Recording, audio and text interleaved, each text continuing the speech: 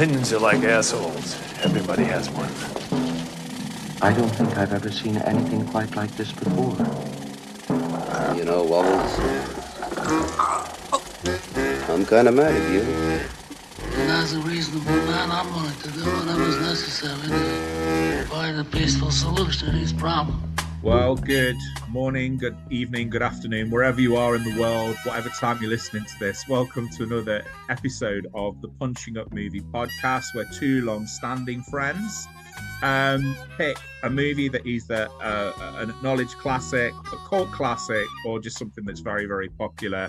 One of us has an issue with it and takes a swing, and the other one maybe defends it, maybe joins in and gives it a double punch in the face. And today's subject is Bram Stoker's Dracula, the 1991 late flowering masterpiece from Francis Ford Coppola, one of the kings of the Hollywood New Wave in the 1970s. So what we normally do is we normally do a brief synopsis. It'll be quite easy with this one because it's Dracula, and a little bit of background information, and then we just sort of get in the ring, bell sounds, and we just start swinging. So the plot of Dracula, I think most of you will hopefully be familiar with, and Bram Stoker's Dracula doesn't really deviate too much from the plot. You have Count Dracula, who in this instance, we have a little prologue explaining his origins as a Transylvanian warlord fighting the Turks for God, and he goes out, kills loads of Turks, impales them, and then the Turks, who are being defeated in battle, play a horrible trick on him, and they shoot an arrow into his beautiful fiance's fortress, giving her a note basically saying that he's been killed in battle. She commits suicide, and as a consequence, because it's it's a very religious country, her soul is damned. Vlad, the warrior, now Vlad the Impaler, because he's impaled lots of Turks, goes absolutely bonkers, and does he kill a priest? I can't remember if he kills a priest, but he certainly stabs a crucifix, renounces God, and his soul is damned, and then he becomes Dracula. Jump forward to the late 19th century, and you have Jonathan Harker, played by Keanu Reeves, sent to a Count Dracula to conduct a business deal to buy some property in London. He's imprisoned by Dracula. Dracula comes to London, having seen his Jonathan Harker's picture of his fiancée Mina, goes back, terrorizes London, terrorizes Mina's friends, and forms a kind of romantic attachment with Mina in the middle of killing people, vampirizing Sadie Frost. Abraham Van Helsing, the great vampire hunter, is brought in to deal with him, and then there's a bit of a Scooby Gang form, the original Scooby Gang form around Van Helsing, and they track and try and kill Dracula all the time while he's obsessing. And this is where the movie sort of deviates from the normal orthodoxy, obsessing over Winona Rider, who he believes is the reincarnated lost love. And then, the normal vampire fighting shenanigans ensue, and climax in a Transylvanian confrontation where two lost loves are reunited amidst lots of blood, heart cutting, and decapitation. That felt like a bit of a cack-handed synopsis of a very, very... I think you missed... I think you gave yourself the brief, and then you just got rid of brief and just told us the whole story. But that's okay. As you say, if you don't know the story of Dracula now, like under what rock have you been living? I'm Damian, by the way, and my co-host who just introduced us is Adam Nightingale from England. Hi, I'm here in sunny Sydney at the moment. Dracula. You suggested Dracula. I don't remember having so much of a problem with it, but I don't think I've seen it since 90. When did it come out? 1990. 91. Yeah, so that's a fair few years. Yeah, 92, I think. I haven't seen it since then. I mean, a little bit of background, I suppose, to the film. It came about ultimately because Winona Rider was meant to be in The Godfather 3, playing Mary Corleone, the part that Francis Ford Coppola's daughter, Sophia Coppola, ended up playing.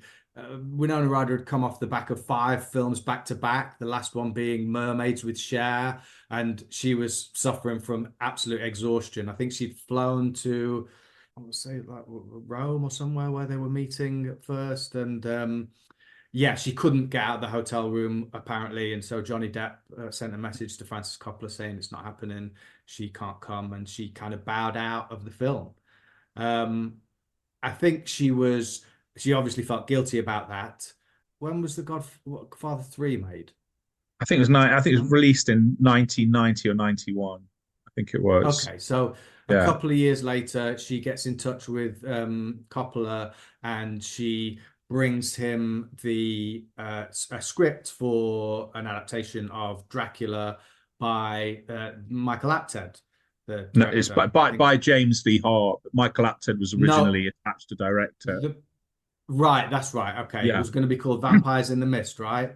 I don't know, but no, I'm joking, mate. Because he made Gorillas in the Mist. Of course, yes. That's my. I'm firing on one cylinder this morning. Yes, that's right. So, yeah, Michael Apted was going to direct it. It was going to be a TV movie. It probably would have just come and gone, and not really done anything.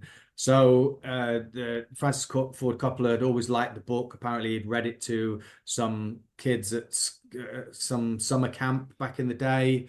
He said she told me that she loved this Dracula script that was very much like the book. A faithful adaptation. And then I thought, well, Dracula was written at the same time as cinema was invented. What if I made Dracula much in the way that the earliest cinema practitioners would have? Making a thing that is in fact what it's also about. Francis Ford Coppola said that. So I think that was the hook that made him decide to make this film. The fact that he could just kind of use a lot of those techniques that were used back then. And that, to be honest with you, I think is probably like the most interesting part of it, the film. I think knowing that, and I did watch the commentary and listen to Coppola and watched a few documentaries, and they were talking about Roman Coppola, who ended up doing the special effects. Apparently Francis Ford Coppola sacked the special effects team because they were trying to push him towards doing CGI, and he didn't want CGI. He wanted to do all the effects in camera. So he hired his son, Roman, who was maybe 29 at the time, who'd done a lot of magic, so like knew about illusions, and ended up doing a stellar job really with a lot of the practical effects that were all done in camera, bar one effect, which was the blue ring smoke that the carriage carrying Jonathan Harker, driven by Dracula, going into Dracula's castle. That's the only bit of CGI. I thought that's pretty cool. And Roman Coppola said that possibly, maybe that's like the last film that was going to be like that. I think that if you would do that since 1992, if that happened, then it would be a bit of a gimmick rather than something that people wanted to do, because computer generated imagery is probably much easier to do. And although I think it lacks, I think that I enjoy that aspect of this film. I enjoyed the effects. It's very theatrical, the film, and that adds to it, I think, those in-camera effects. Let's see. The in-camera effects, Francis Coppola said that it imbues the film with a mythical soul. I thought, that is something. There is something grounding. There is something real. It's like when you see, the difference between Godzilla in a suit and Godzilla CGI. There's a difference. Let me pass it back to you, mate, because I've got loads of these little tidbits. But that's back. Well, I think the interesting thing was the preparation for the film as well, the casting. So he gathers all of his cast for 2 weeks of rehearsals, and he tends to put people in the groups that they're in the film. He pays for this himself because Columbia don't want to stump up any money for rehearsals, and this is a quality that we'll see as we talk about Francis Ford Coppola. He backs himself. He backs himself financially, and it's almost like a week of kind of rehearsals, drama school games. 2 weeks, I think it was. 2 weeks. Oh yeah. So I think it's a week in his Napa Valley kind of estate, and then they move to a church in Los Angeles.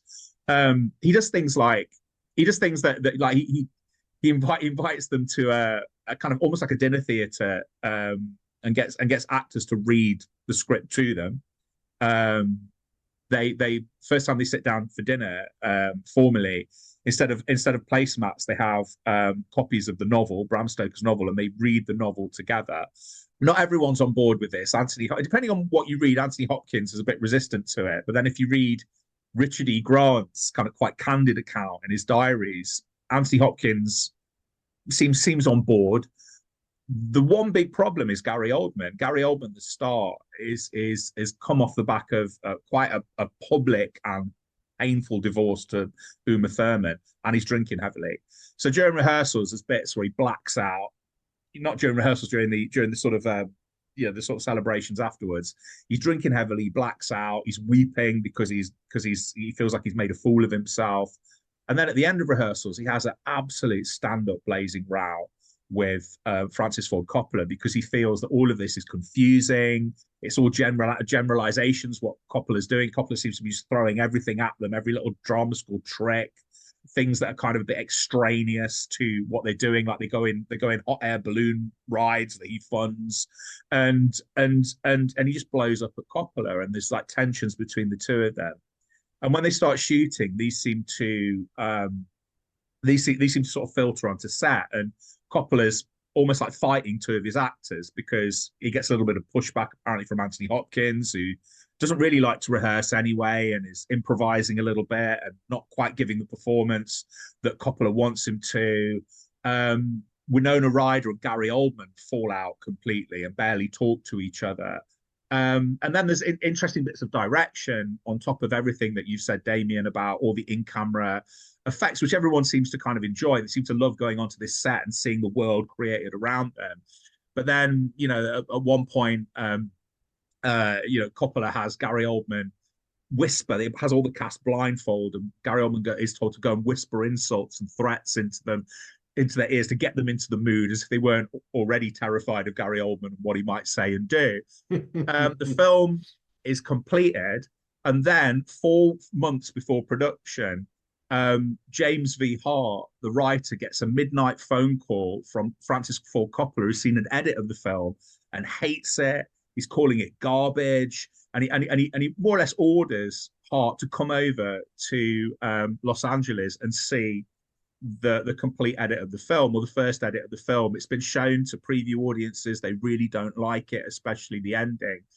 And James V. Hart goes over there and he says, "What's the worst piece of film I'd ever seen? The one I wrote, I was comatose, drunk, and pissed." They start to kind of repair the film, and Coppola manages to convince Columbia to stump up some extra money to essentially he's re-editing the film and shoot little bits. They take discarded scenes, they add scenes, and they completely reshoot the ending. Because the ending sort of annoys audiences, because the audiences effectively they don't just want to see Dracula die, they want to see Winona Rider and Gary Oldman get back together. And so what they do is they reshoot the scene, and then they sort of re-edited it. So what you see at the end of the movie is a mixture of things that were filmed a year apart, with an actor and actress that hate each other at this point. And there's a lovely quote where Coppola says, "Do you think we can get Winona back to cut Gary's head off?" Because what they wanted to do, he says, George Lucas's notes was like, "You've ignored the law that you've set up." He says, Winona, he can't just be killed. His head has to be cut off. His heart has to be taken out. And Winona Rider has to do it. And what you have is your kind of romantic, tragic closure there. And James V. Hart says, "It's the only way you will get her back." Which I thought was quite funny. And then the anticipation for the film is actually quite dire. They called it, you said Vampires in the Mist, but inside, film journalists were calling it like Bonfire of the Vampires, in reference to the cataclysmic mess that was made of the Tom Wolfe novel Bonfire of the Vanities, which is probably like the most high-profile flop of the early 90s. And people anticipated a similar implosion, that it was going to be humiliation for everybody involved. And then the film goes on to gross something like $200 million and become the 9th highest grossing film of the year. And I have to say, probably like the high watermark of Francis Ford Coppola's commercial and critical success so far, because he's got a film coming out this year, which we can talk about, where he's backed himself again, probably more than he ever has done in any other movie. So I think we've talked a lot about the background. Is there anything else you want to add before we get into the sort of punching up part of the it cost 40 million to make, and as you said, made 215 million. It was nominated for 4 Academy Awards and won 3 of them. Eiko Ishioka won for the costumes, Tom McCarthy and David Stone for best effects / sound effects editing, and Greg Canham, Michelle Burke and Matthew Mungle for best makeup. Well deserved, I think. I think the costumes are incredible. Yeah, the Eiko Ishioka's costumes are brilliant. I don't know, it's been a long time since I've seen something that is that striking, that become literally characters of that on their own. Mm-hmm. Loved all those. Loved the first sequences in London that were filmed on an original Pathé camera, creating that early silent movie aesthetic. I think so, it felt like it was quite jittery in that. Over to you. So you didn't like it, or I tell you what I do like to begin with, and then I can tell you where I think the wheels come off the handsome cab, so to speak. I think the beginning is stunning.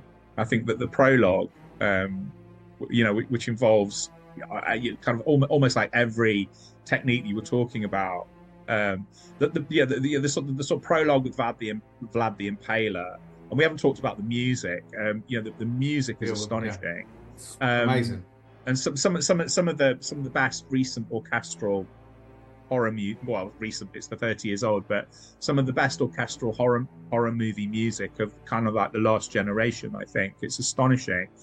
I think the beginning is brilliant. I think the visually stunning. Like the prologue, the Vlad the Impaler prologue is just absolutely, the use of colors is beautiful. The kind of in-camera effects, the deliberate artificiality, the incredible horror movie score, which is very cello heavy and choir heavy, and then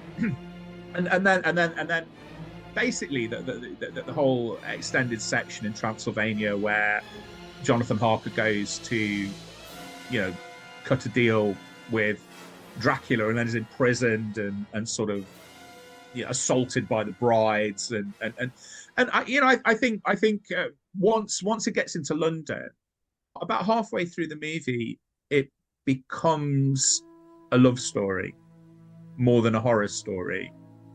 And that's my issue with it, really. I think while it's a sort of blood and guts horror story, it's terrific.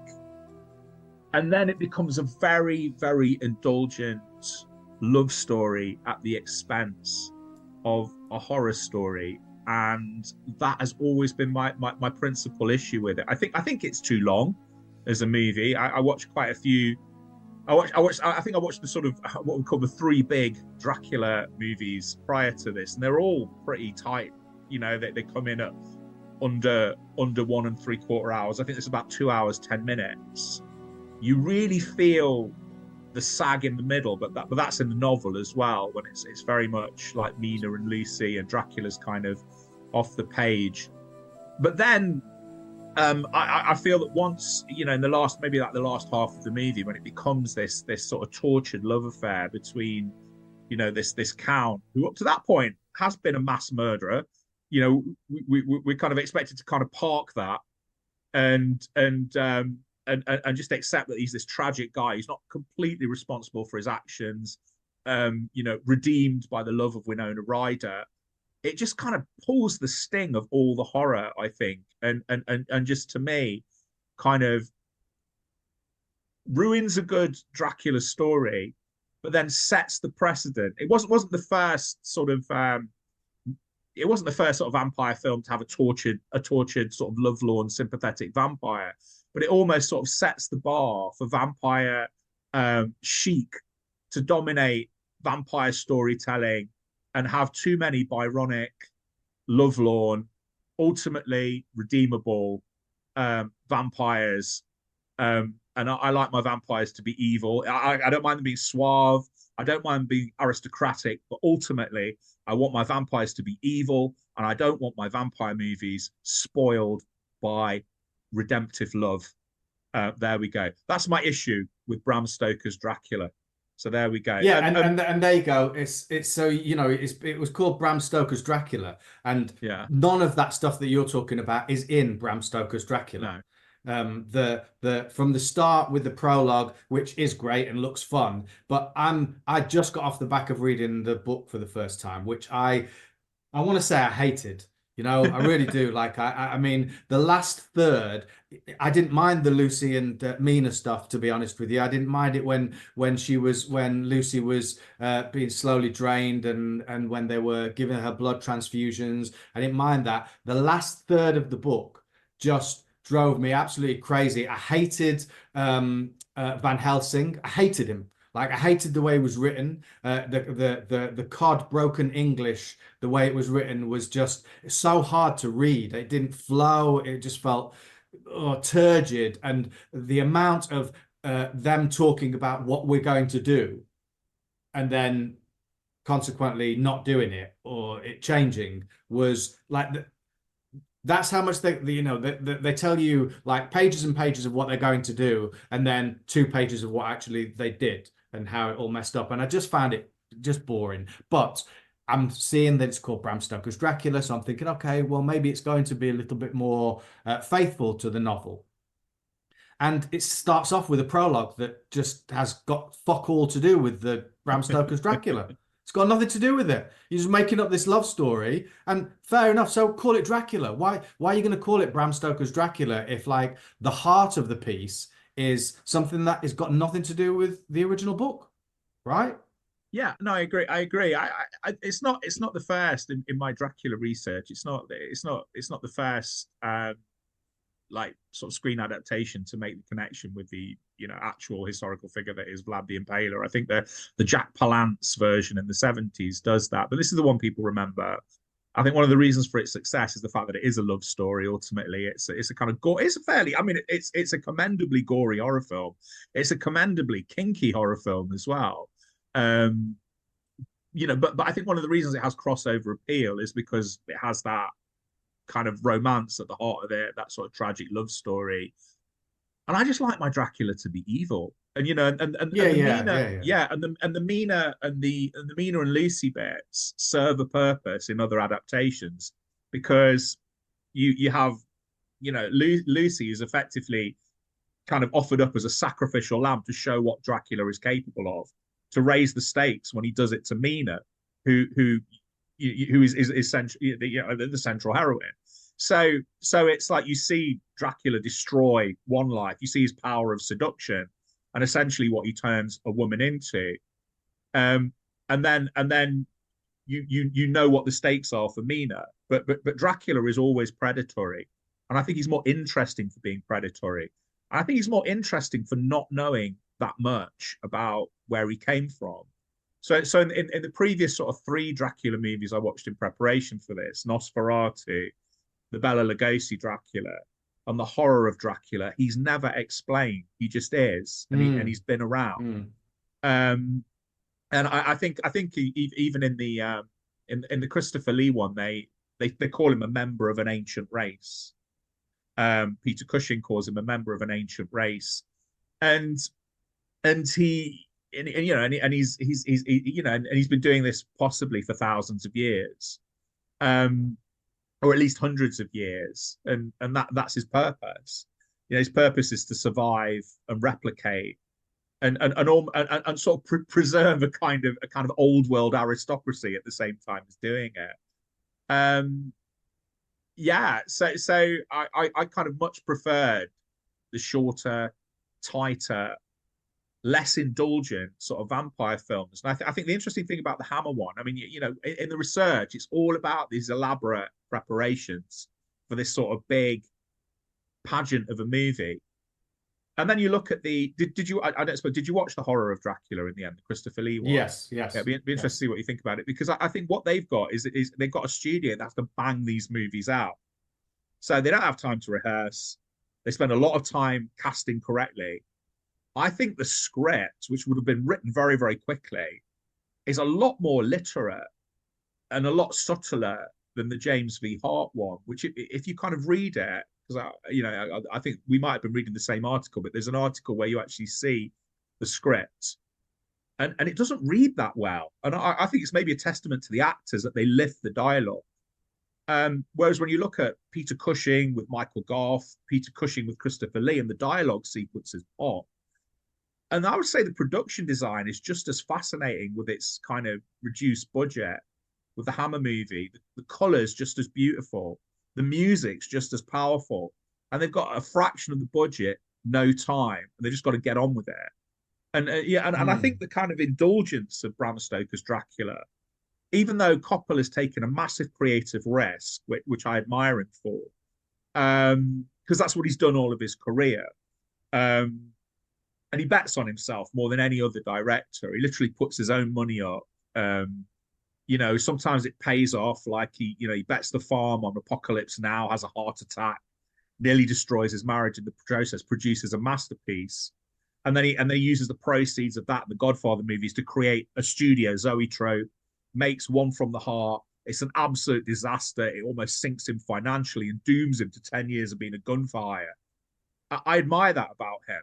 But I think the Hammer model, and also maybe even the Universal model with Bela Lugosi, which is a kind of problematic film in that it's actually quite boring and stilted in many respects, but has aspects about it that are admirable.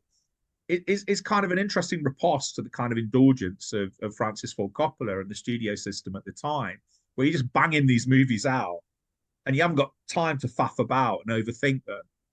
And I think certainly in the case of the horror of Dracula, it's a better movie. Christopher Lee's a better Dracula because they withhold him as well. You know, he's not front and center. And I think Dracula movies where he's not quite front and center are more powerful. And I think they indulge Gary Oldman. It's a big performance in a film full of big performances. And I think everyone's kind of overindulged a bit.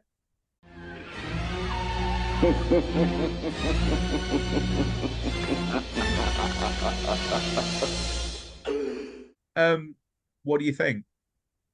It's very theatrical. I mean, the film is very theatrical. I think they lean into that.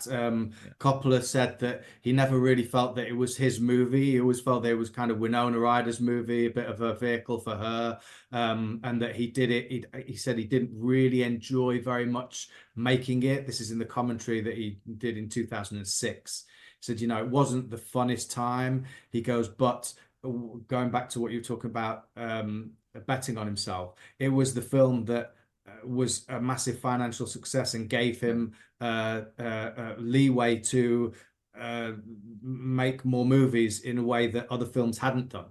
He wanted to get the film done in time, under budget. He was really, really wanted to make that happen. And that did happen, apart from obviously the end and the change that had to happen. But the initial filming was all done in the right time. So, I kind of enjoy I enjoy Gary Oldman. I think his overacting at times is fun, and it's. Yes, what you're saying, this is not that film though, is it? This is like, even Francis Ford Coppola said, this is not a scary film. This is like pretty much a love story. You're making it at the start of the 90s. You're leaning into an audience that maybe wants that kind of film, which, as you said, which is why it probably did so well. It's not a scary film, really. So the leaning into Gary Oldman being the love interest, was obviously part of its success, but didn't make it probably the Dracula or the scary Dracula that, we would have liked. I didn't really like Horror of Dracula, to be honest. I found it a bit boring, a bit stilted. Yes, it comes in at like under an hour and a half. I did enjoy Nosferatu though, which I hadn't seen before. I really enjoyed Nosferatu actually. I thought that was really well made, and actually, even though they changed some of the names, it was a much more faithful adaptation of Bram Stoker's book, I think. Well, they take. I think every version takes liberties. There hasn't been, apart from, I haven't seen it apart from maybe the Louis Jordan BBC adaptation, which is quite well regarded. I don't think there's ever really been every version takes liberties, and obviously the reason they had to take liberties with Nosferatu is because they'd done it without clearing the copyright, and so there's a whole sort of movie to be made about the attempts to preserve Nosferatu, because there were prints being burned and they had to smuggle one to America and all of that sort of stuff. But I think it's definitely true to the spirit of the book, and I think Nosferatu kind of stands apart because Dracula's really established as we understand him with Bela Lugosi as a suave count, as whereas I think other than literally remaking Nosferatu, which you obviously had in the 70s with Werner Herzog, and you're going to have later this year with Robert Eggers, no one really replicates the model because there's nothing particularly attractive about Max Shrek. He's alien. He's everywhere he goes. He's associated with pestilence, isn't he? Because he literally brings a plague with him. Rats follow him around, and he looks hideous. He's quite goblin-like, and so you see the influence of that sort of indirectly. You see it most prominently in Salem's Lot. The vampire in that is modelled after Max Shrek, and you see it in What We Do in the Shadow. Whenever you see it in Buffy the Vampire Slayer and Blade films, in that if you want to establish the ancient lineage and an old vampire, they always look like that. So the whole idea is the older you get, that's what you're going to end up. You're going to maybe in your middle years, you're going to look like Christopher Lee. In your youth, you're going to look like Gary Oldman. But if you live a couple of thousand years, that's where you're headed. And so that's the kind of, I suppose, ripple effect. I mean, I think I'm glad you like Nosferatu. I might defend the horror of Dracula in a second, but I think Nosferatu is one of the great horror movies. Certainly, I think it has such indelible images that just get they're copied. They're self-consciously copied in Bram Stoker's Dracula, like the rising, the kind of the rising to standing from a coffin. The use of shadows. And I think Nosferatu is brilliant. It's weirdly enough, considering it comes from the period of German Expressionism, which is all about creating effects, distorted landscapes and shadowscapes. It's like a lot of it's filmed on location, and the locations are astonishing because it's made in 1922, and it's not that far from the 19th century, and parts of the country, the parts of Europe haven't really changed that much since the Middle Ages. So they can film in these great old desiccated castles and on location, and these Bavarian, like, I don't know if that's the right word, Bavarian, but certainly sort of Transylvanian, Hungarian mountains, and the whole effect is astonishing. And I love Nosferatu, but I didn't mind. The interesting thing on the rewatch was I initially sort of lent into criticizing the size of the performances. I quite like that in Bram Stoker's Dracula, because my memory was always, Gary Oldman's so hammy, he's big, but everyone's big in it. He's Tom Waits is very outsized. He's brilliant, Tom Waits. I really loved all his what he did in the film. And it was really nice reading in Richard E. Grant's diaries the affection that he had for Tom Waits, because I remember reading that thinking, I think I would have hated hanging around all these people, because it's a very actory diary and they're all being very actory.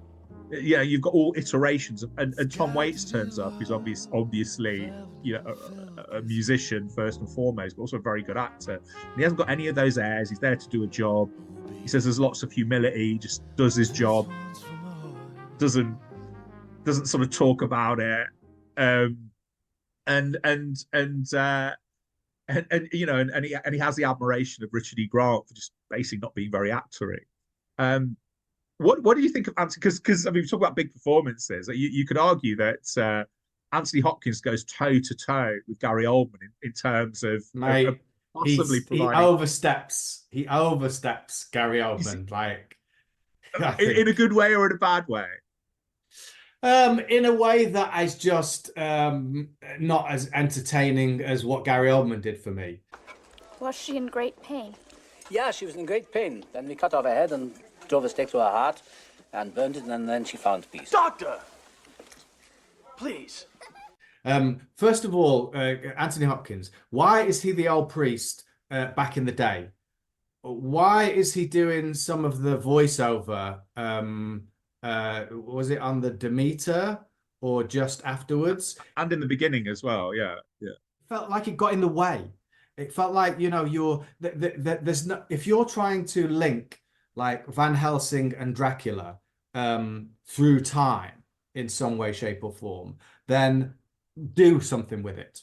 Don't just have him with a beard hamming it up with some Carpathian accent and then expect it to be okay. Like, what's the point? There's no point. He didn't need to be that character. He didn't need to be that for me, And then he comes in and plays Van Helsing and has fun and but I just don't feel that it lands for me very well. You see, because I remember even when I sort of because I've seen this movie twice within 3 years at the cinema, so I feel like and I kind of, it's like everything, I like it a bit more each time I see it. And my as I said a moment ago, my initial kind of complaint, apart from the kind of the way that the love story dominates, and I would say neuters and slightly castrates what could have been quite an interesting horror movie. It is. I loved Anthony Hopkins. I loved him in it. I thought he just gives the film a lift. It's interesting. It's like in all the movies, Van Helsing comes in like halfway through and kind of lifts the film. If Van Helsing's, I think you have a sort of slightly subdued Van Helsing in the Bela Lugosi version. He's all right. I think he has his moments. I absolutely love what Peter Cushing does. For me, he's the quintessential Van Helsing. I think he's subtle. He can deliver vampire lore in a way that's almost as exciting as watching a. He has a beautiful scene with a little girl. Where he sort of puts a fur coat around her and he's trying to kind of he's a very subtle actor. He's a very underrated actor generally. He's seen as a great horror movie actor, but I just think he's a great actor and he's great in that. And there's real precision in what he does, subtlety, focus. The vampire may be destroyed by being immersed in clear running water, and it lives in mortal dread of the light of day. A stake through the heart or decapitation returns the victim's innocence. The propagator of this unspeakable evil, Count Dracula. The most terrible, the most dangerous vampire of all time. More obscene than any monstrosity you can think of. Anthony Hopkins just goes completely in the other direction, and at one point he calls himself God's madman, and there's a bit where he humps someone's leg, doesn't he? Like, and just that, and that kind of, you get the fact that he's 2 shades away from being as kind of sociopathic as Dracula is, and he's almost as dangerous, and I kind of love that about him, and I love the big performances. I quite like what Gary Oldman did. I just didn't really like that interpretation of the character and the way it dominated. I like Winona Rider. I think Winona Rider holds the film together. I think she's such an underrated actress at that period in her stardom. And I think it was only really when she started to, she works with Scorsese straight after this in The Age of Innocence and gets, as far as I'm, is that her first, I think she's had 2 Oscar nominations in her career. And she's, and that was the thing where people kind of woke up and thought, oh, she's brilliant. There's a subtlety there because the character's quite subtly malevolent in The Age of Innocence, if I remember it correctly. But I think she holds this film together, and I think she's wonderful in it. And it's a reasonably naturalistic performance, surrounded by she's like I suppose she's like the kind of the still eye of the hurricane. And she's got all this kind of phenomenal acting or non-acting. We could talk about Keanu Reeves, which I think is a bit mean, but yeah. And she holds the film together, and she's the heart of the film, and I think she's brilliant in it. What do you think? Yeah, she's good. She's all right. She's all right. I mean, Yeah, I don't know that I'm watching her thinking that she's amazing. Coppola said in the commentary that he said he felt that she was holding back. He said it felt that she was an actress of such incredible talent that was always felt like she was holding something back, like there was something more to give. He said, I'm sure at some point we'll see her. He goes, I wouldn't be surprised if we see her do something that is phenomenal later on, as she gets older. I mean, she was in Stranger Things, wasn't she? I saw one series of that, but she is a good actor, I think, or a good actress. I like what she does. And again, I'm not really sort of bothered about the story of her love story, so I wasn't really invested in her character so much, which was my, I don't know. I just felt I enjoy the theatricality of it. It's like going to see a really a big budget play that you come away going, wow, that looked great, the way they did that. But as far as, apart from the main performance of Gary Oldman, who did I like in it? Sadie Frost. I like Sadie Frost. Come to me, Arthur. Leave these others and come to me. My arms are hungry for you, my darling.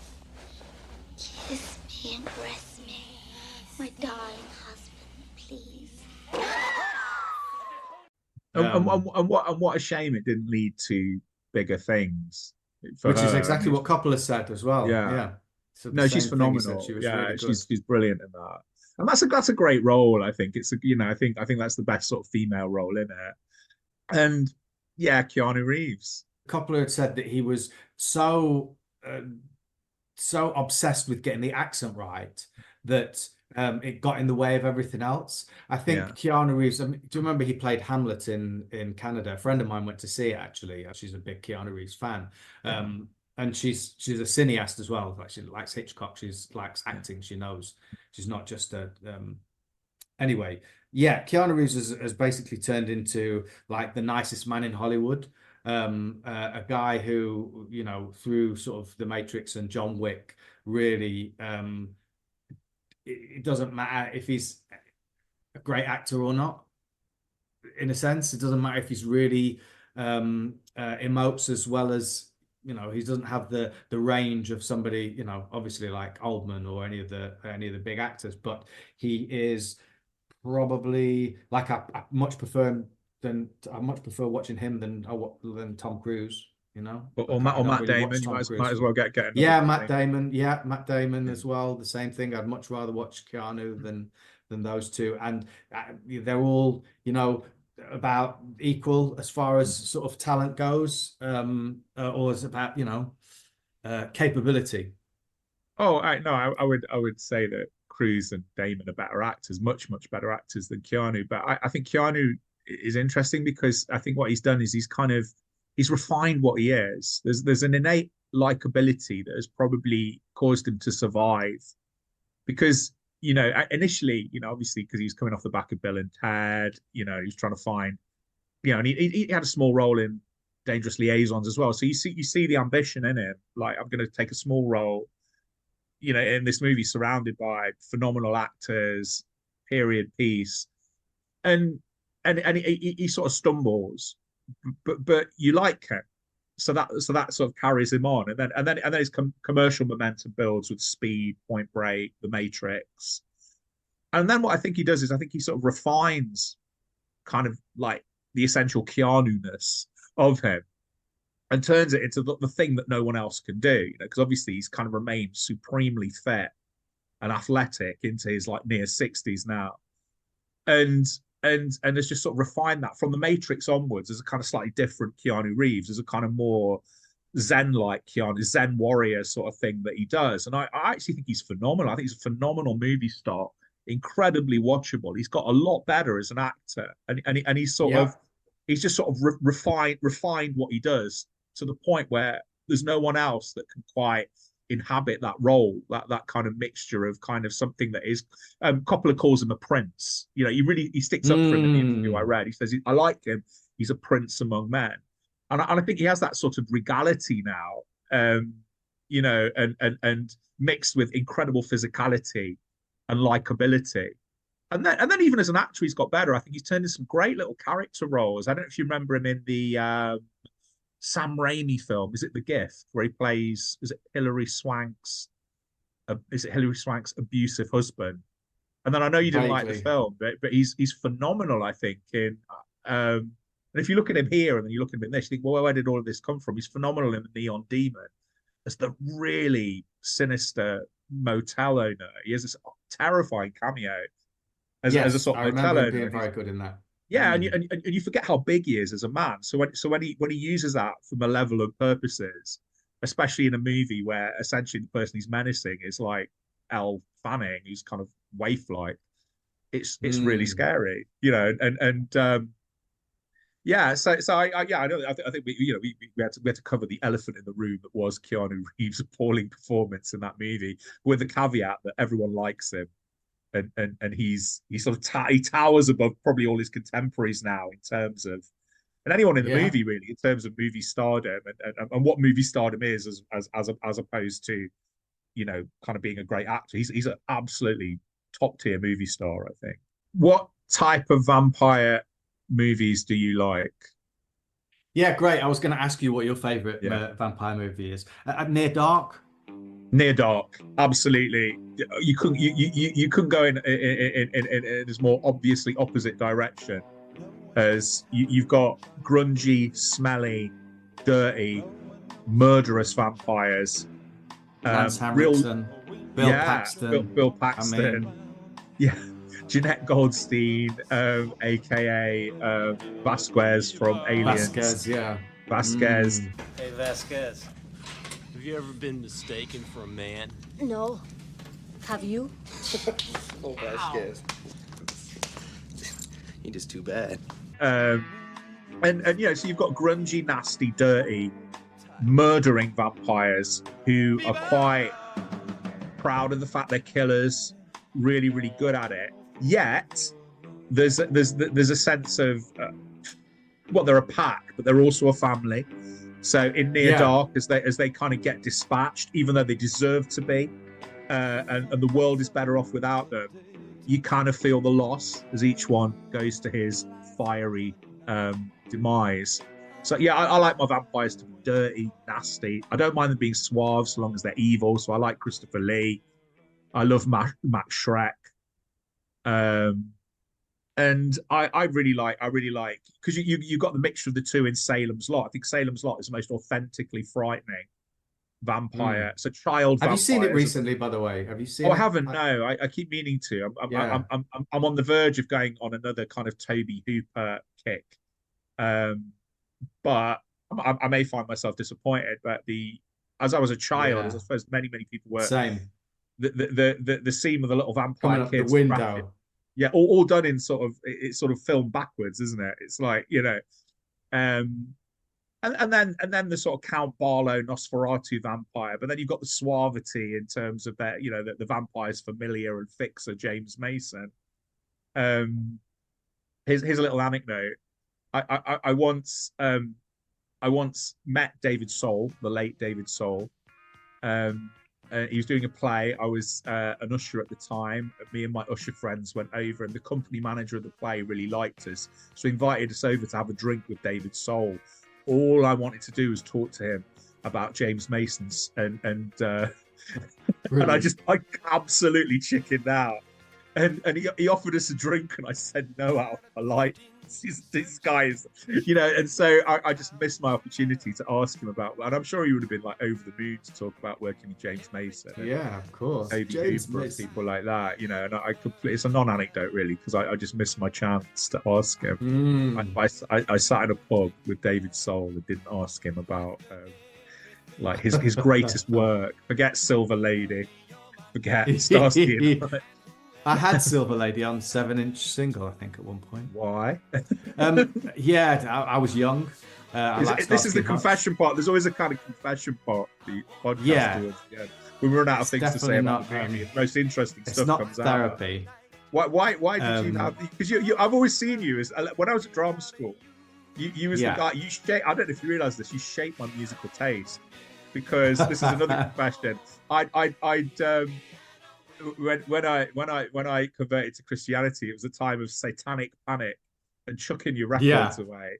And for kind of about a few years, I just didn't listen to any like music that wasn't sort of contemporary Christian music. And then I started to kind of Fleetwood Mac was my like gateway drug back into good music. and then when I went to drama school, right, you introduced me to like the Stone Roses and the Levelers and I don't know who these people were, but you sort of like give me records and give me cassettes and things like that, and sort of gangster rap and stuff like that. And, Cypress Hill, I remember I bought Cypress Hill's album on vinyl. Yeah, and like Depth Charge and people like that, so I'm sort of surprised, shocked, slightly appalled that in a non-ironic capacity, I'll give you another copy of Silver Lady. I'll give you another one of those. I had the Kids from Fame first album of the TV series. Yeah. This is all like, the ages of like 10, 11, something like that. So, I think I was just sort of finding my musical taste, and it wasn't until I was about 14, 15 that I started to get into the original gangster rap, Schoolie D, and into, electro and hip hop, and then into sort of indie in the late 80s and stuff. So no, because you were fully put on when I met you. It was like Ned's Atomic. Ned's Atomic Dustbins t-shirt used to do dance workouts. I don't know that I used to do dance workouts. Maybe I did. No, we all did dance workouts. Don't deny it. I know the way you say you used to do dance workouts too. Like I was the only one. I just put my saving grace was already bad at it. So that was our saving. I've got a couple of things. Did you know that Lux Interior does the scream for when Dracula announces God after the death of his beloved Elizabeta? He lets out a furious shriek that was actually performed by Lux Interior.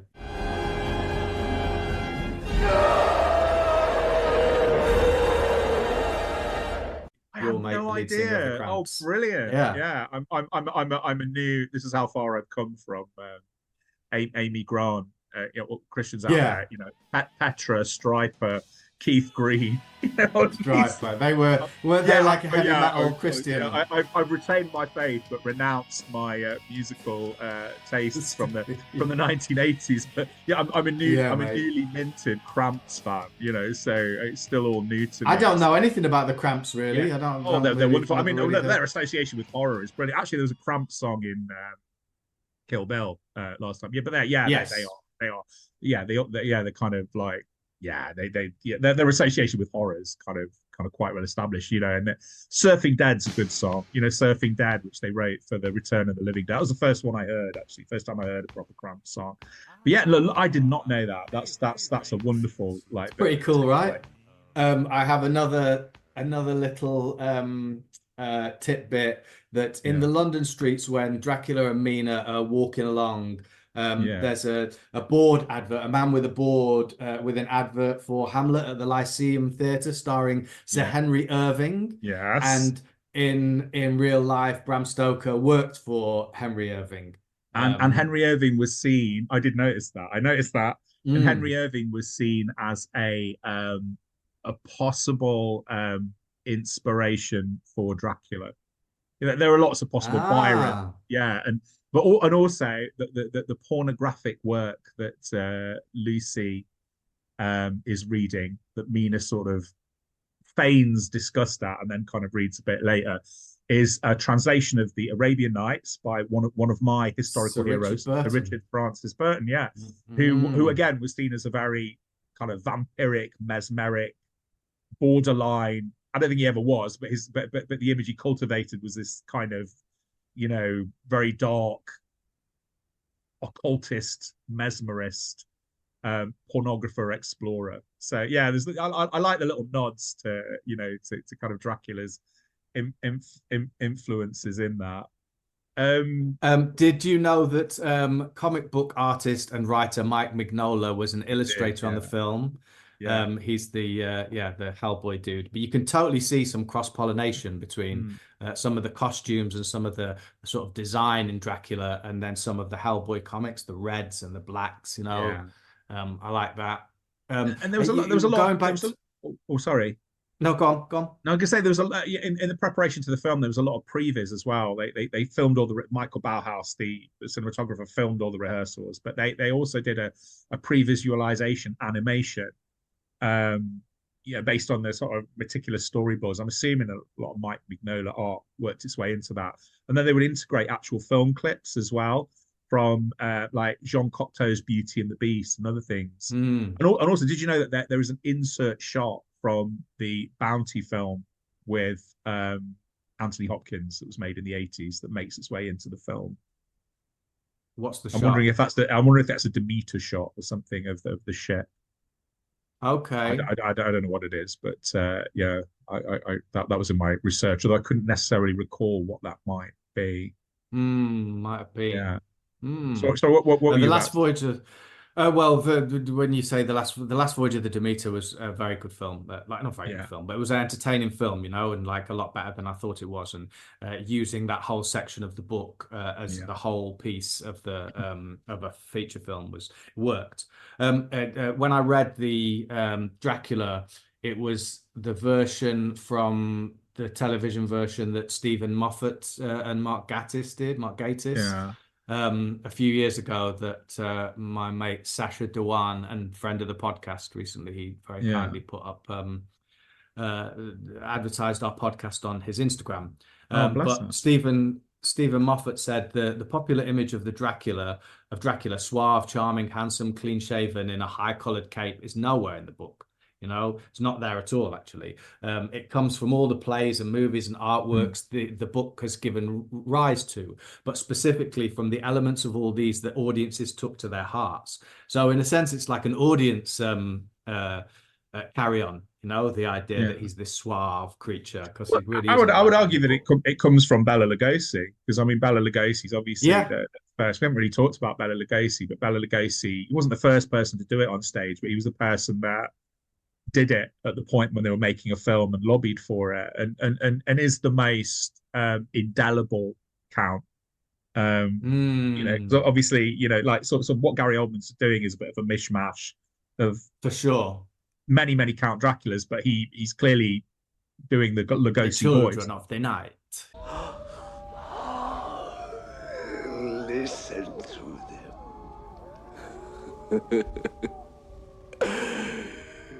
The children of the night. What sweet music they make. And wine. I don't drink wine. And he's doing that, and I can't remember when he talked about the Bela Lugosi version. You saw it, didn't you? No, I didn't see it. Oh no, you didn't. It's a fascinating film because it's very, very stilted.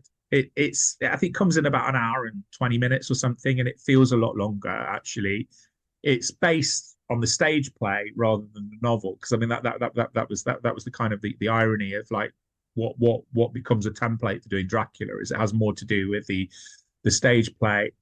It has some phenomenal images. I'd argue it has the best Renfield I've ever seen. Like Dwight Fry, the actor who plays Renfield in that, who's kind of immortalized in an Alice Cooper song. He is phenomenal. Master, we are here. You can't hear what I'm saying, but we are here. We are safe. And there's. And Lugosi, in many respects, it's such a dated performance, but there's still something very mesmeric about it. You can take bits out of context and it looks absurd, but in the context of the film,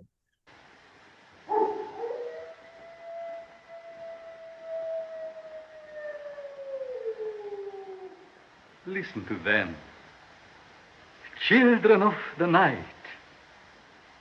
What music they make. And it's a very kind of mimey performance. It's been parodied so often. When you actually sort of watch the film, it has a power, and it shouldn't work, but it does. There's a real theatricality about it.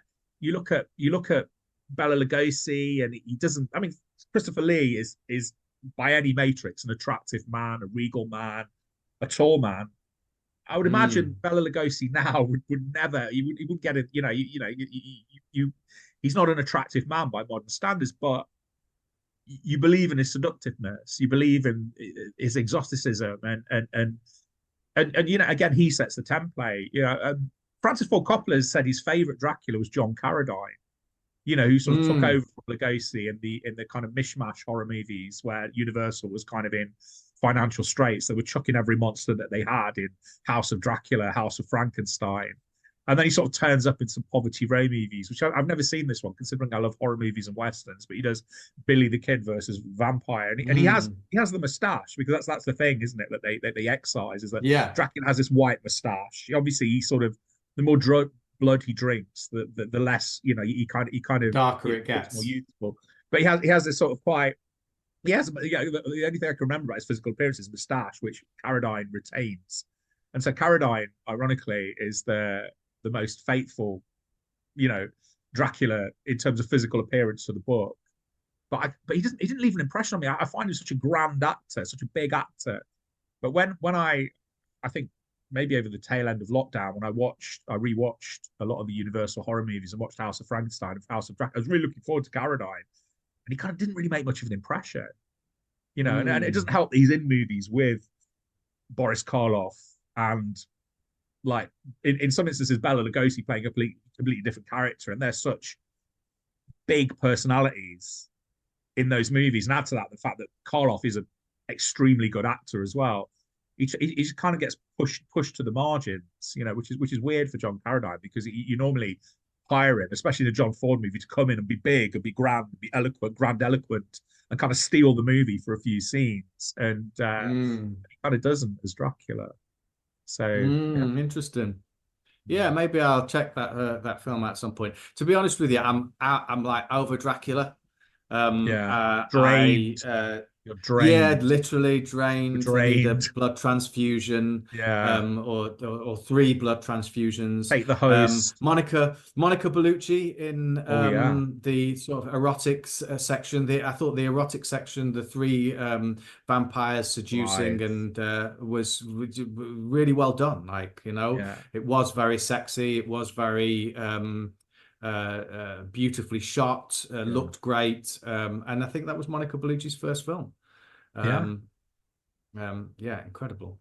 I'd always misremembered it as being like Monica Bellucci and Asia Argento, but I remember rewatching it a couple of years ago, being very disappointed that one of the vampires wasn't. I mean, I should be grateful for one Bellucci, but the other was Asia Argento. Yeah, so that says more about me than the filmmaking. Yeah, Dracula, done with it. I've had enough. I don't need to see any more. Show me a vampire that is original. I think when we went back to talking about Near Dark, it was an original sort of feeling. Yeah. They're bloodsuckers, mate. They're they're sort of live in the earth. They live on the dirty bastards. They're dirty, let's make them dirty. Let's not try and cross oceans of time for you. I'm not really interested in all that shit. It's like that's Twilight, basically. There's no Twilight without Bram Stoker's Dracula, right? Possibly not. There's no, although I do like him as a character, there's no Angel in Buffy the Vampire Slayer without Bram Stoker's Dracula, arguably. Yeah. Although I do like him as a character, but it weakens my argument to admit that. So. I'm up for iterations on vampires. The Addiction, that's another good grungy vampire movie. That's a good film. Yeah, shot in black and white, dirty, basically kind of junky vampires. But you still, I've not seen The Hunger. I've never seen. Yeah, that's David Bowie, right? Yeah, and Susan Sarandon and Catherine Deneuve. That was good, mate. I remember seeing that a few times in my teens and finding it, really well put together. But I remember my dad, who was reasonably liberal in letting me watch stuff I wasn't old enough to watch. Like when I tried to rent that, I went, "No, mate, not that one. You're not going to rent that. Not at your age." No, mate. so he protected me. Yeah, but I've never seen it since.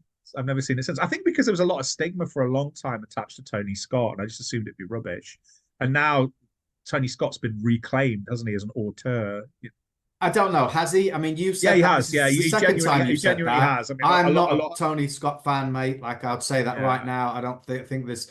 You'll be hard pushed to find a Tony Scott film that I really get on board with. Yeah, don't know. Name one.